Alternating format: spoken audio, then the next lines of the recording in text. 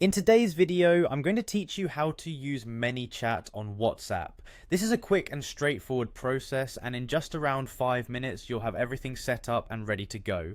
To start, open your web browser and head over to the Manychat website. If you already have a Manychat account, you'll want to proceed by clicking the Sign In button, which is typically located at the top right corner of the page.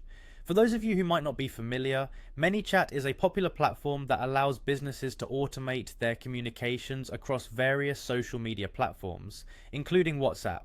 By using Manychat, you can create chatbots, send broadcasts, and much more, all with the intent of enhancing customer interaction and service. Once you've signed in successfully, you'll be directed to the Manychat home. This is where you can access all the features and tools provided by Manychat. Look out for the Home tab on the dashboard interface.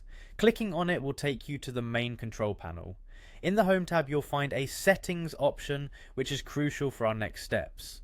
Clicking on Settings will lead you to a menu where you can manage various aspects of your Manychat account.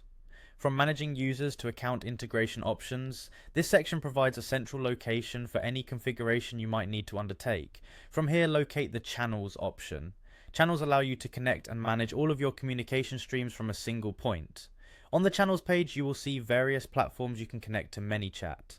Look specifically for the WhatsApp option. Clicking on it will expand the WhatsApp settings and options available to you. When you're in the WhatsApp settings, you'll see a button labeled Connect. Clicking on Connect initiates the process of linking your WhatsApp account with Manychat. This step is essential as it allows Manychat to interact with WhatsApp on your behalf. Make sure your WhatsApp is ready for integration, meaning you have an active account set up and any necessary permissions are agreed upon, and there you have it. Your Manychat account is now linked with WhatsApp.